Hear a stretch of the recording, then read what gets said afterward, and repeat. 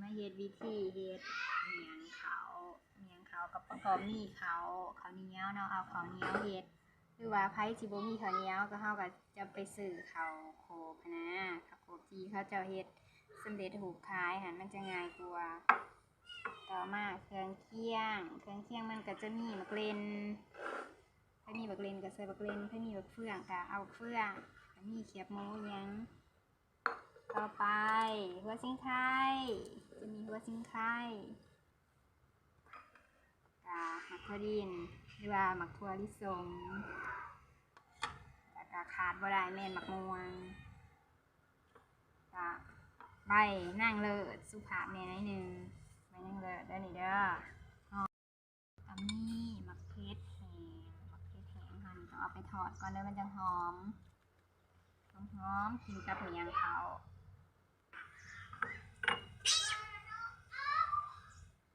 อันนี้เราจะเอาไปทอดเนาะเดี๋ยวมาเบิ่งวิธีการทอดของเรา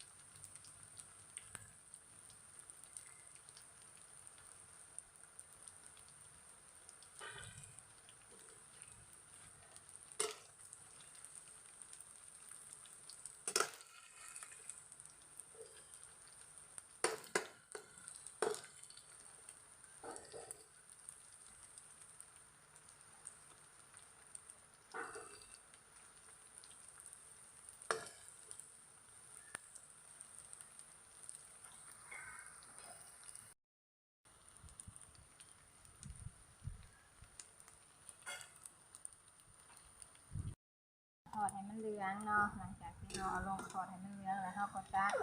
ไปเฮ็ดน้ำซุปเลยแบบนี้นะถ้าทอดแล้วเราก็จะเอาไปตำ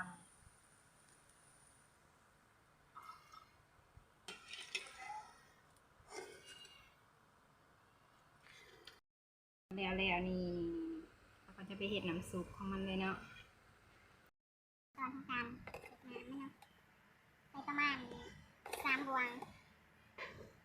3 บวง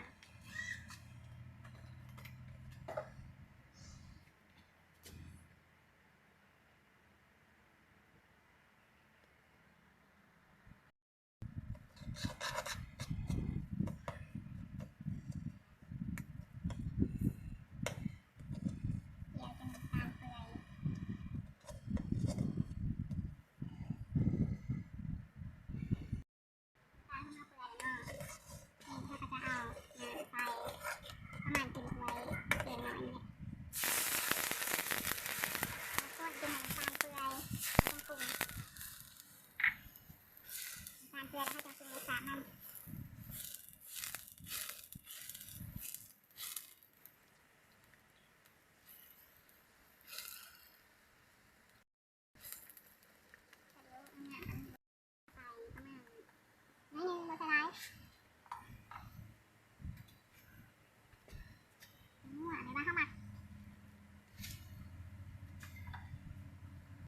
เด้อผู้ใดหมักหนัวลายทุ่งอันนี้นะขนอนหมักลายกับใส่ลายใส่ตามกันที่ขาดอะไรก็คือ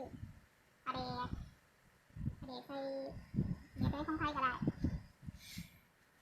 ประมาณรวมแล้วก็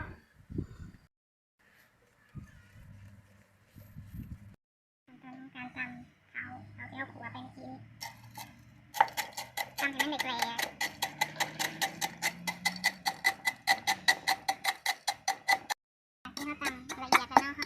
สุกใส่เทละน้อย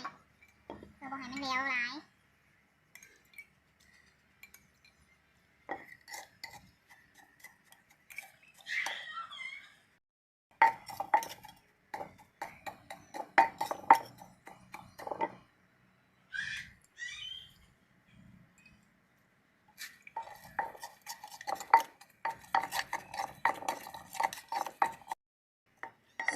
นี่เขาก็ตำแล้วเนาะให้หมักเหนียวกว่านี้นะก็บ่ต้องใส่น้ำลายเพื่อหมักประมาณนี้ก็พอเลยแหละเฮ็ดทอดที่เฮาทอดให้จะมากินกับ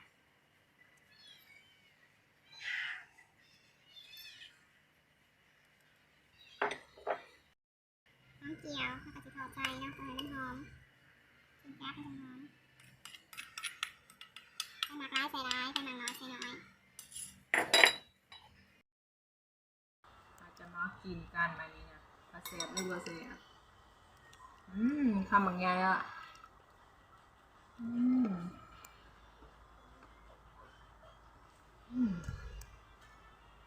แบบ